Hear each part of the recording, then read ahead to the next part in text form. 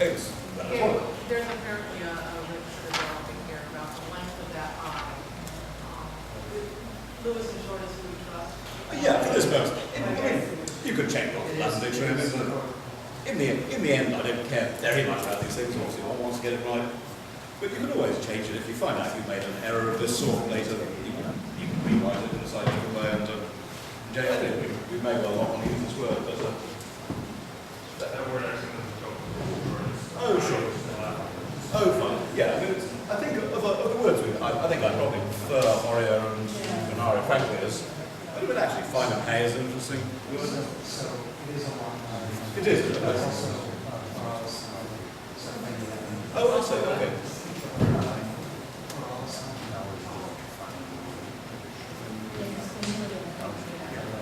Okay. Well, what we notice about our words for plant that they're all much the same in practical terms, in that they're all going to be neutral plural. There is no escape in the neutral plural. That's not a problem.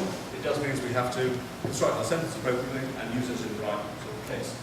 Now, they can obviously in neuter it's the same form for the nominative and accusative anyway, so it doesn't matter whether we have them nominative or accusative.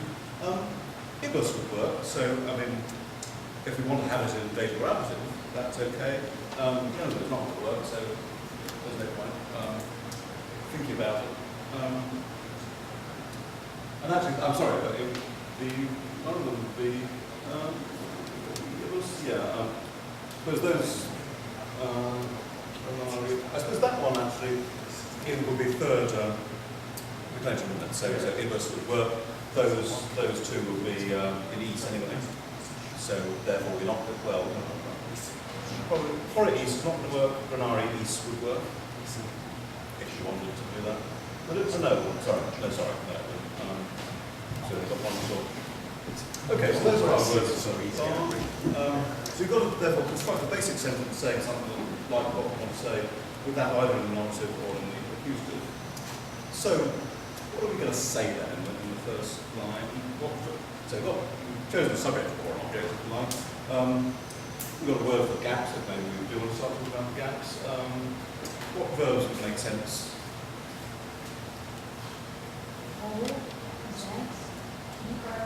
Private is certainly a good word, yeah. So, private, for example, if you want to. Yeah, that's a good verb. Any others that particularly spring to your minds? Off-air? So, off-air? Oh, yeah, sure. Sorry? Oh, sure. Oh, absolutely. Endony. There's a useful word, isn't it? A monosyllable that's not just a filler. I mean, it's a monosyllable that means something. So yes, we may well find that quite useful. Yeah. Okay, well, obviously in terms of scansion, there's no choice as to how those words scan. And they're all easy to fit in. The practical difference between private and off-air, of course, is that off-air starts with a vowel, and that if it becomes convenient, that could be great. If it becomes inconvenient, then one might wish to use the other one. If, for example, I do suggest starting thinking about the end of the line. So if we aren't starting thinking about these words we've already got at the end of the line, well, an obvious issue is those words will naturally go in the fifth foot, and those will naturally go in the sixth foot. Off-air is not going to do very well if you've got a vowel preceding it and you don't want to line it. So, for example, Horia or the others plus off-air at the end is not going to work because it will line it, but all of those plus private, no problem. So, for example, for the sake of argument, well, let's consider an possible ending. Horia private. That would fill up the fifth and sixth foot very nicely. So what do they highlight? By the way, they show. Well, are we still thinking of cracks that they show? Sorry. Yeah, sure. Yeah. Well, I can think of a fairly neat way to get the second half of the line actually out of what we've already got. And that would actually perhaps be using Remas scroll, using Remas and Granaria.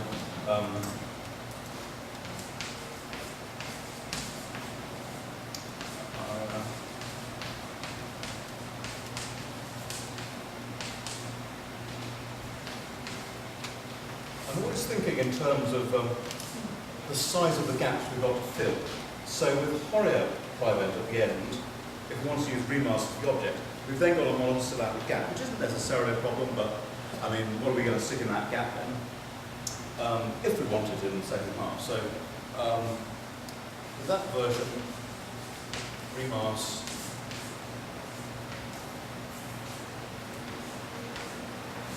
And I'm always thinking in terms of half-lines, so that is a viable half-line.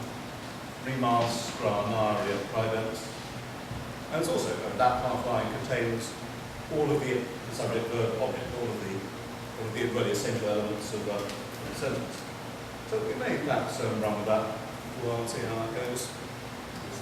Why would be a gap of the Remas Horia? Why can't Remas just It could, but well, you still have a gap between that and the caesura.